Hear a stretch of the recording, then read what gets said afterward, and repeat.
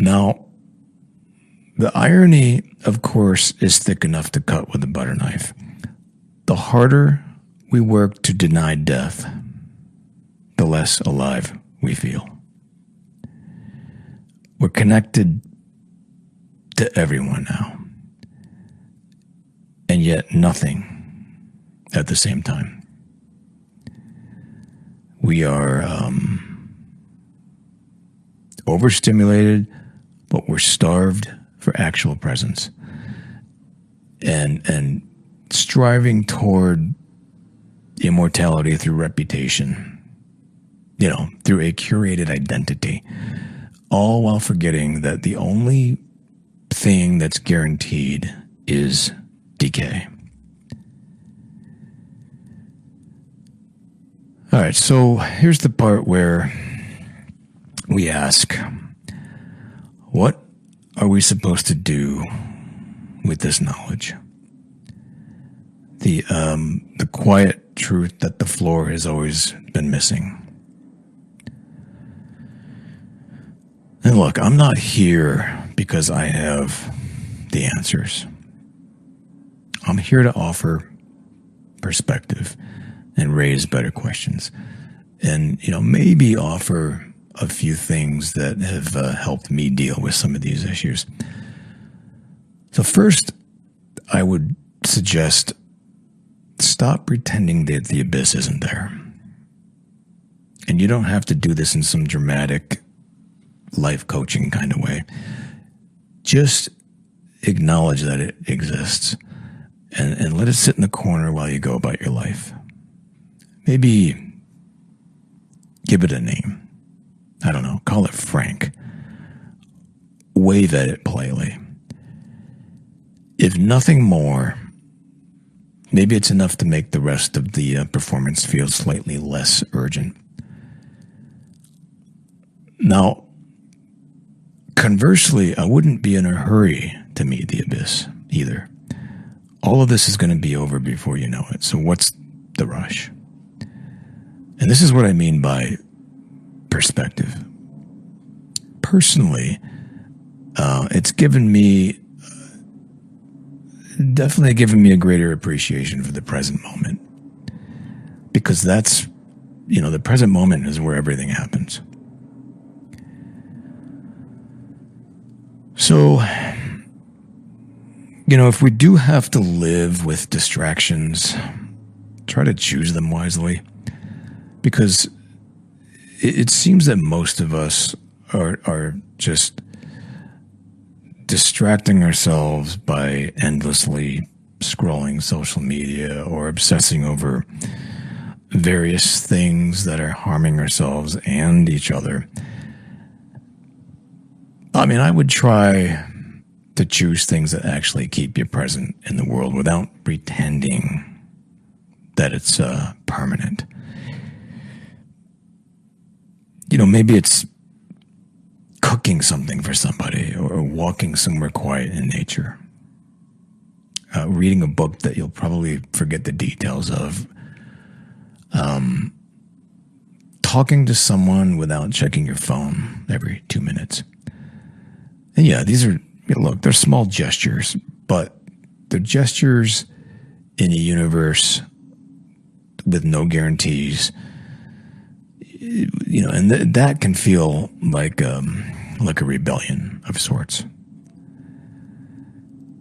Maybe try to lower the stakes on yourself. Ambition is okay, but try not to confuse it with immortality. You don't need to leave some legacy etched in stone or something to matter. You just need to show up imperfectly for however long you get to do that.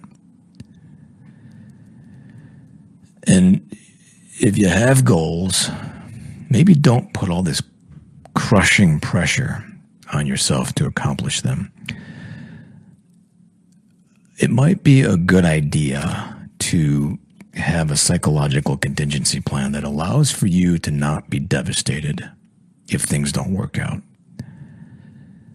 And try to allow your identity to be messy and your mistakes be, I don't know, unremarkable. Because when the world doesn't grant permanence, you get to stop taking yourself so seriously.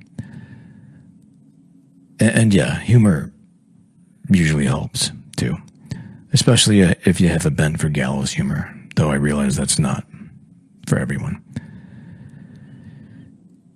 I mean, here's where you get to just laugh at the absurdity of your own seriousness.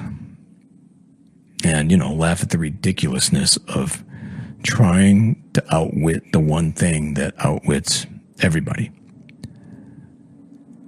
Personally, I don't think laughing is denial.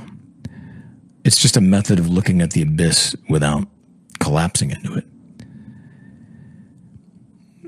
And, one last thing I would do is just try to notice what's happening around you, not what you're supposed to be achieving. So put the phone and the expectations down for a few minutes and really look at what's around you. Let your eyes actually, focus on something besides pixels on a screen. I don't know. Maybe just listen to someone tell a story badly, but passionately. I don't think life needs to be some monumental experience to be meaningful. Sometimes it's just enough to exist. I know it's not easy. It's certainly not permanent, but it works, at least sometimes. And you're not suddenly going to feel immortal or even calm.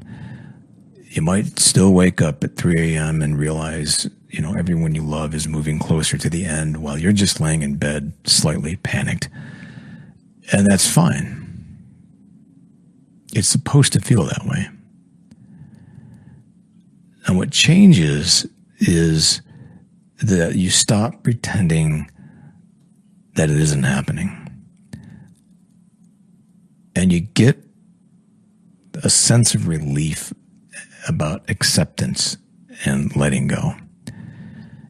You get to stop bearing the burden of denial. You stop building entire lives as insurance policies against mortality. And you also stop constantly performing.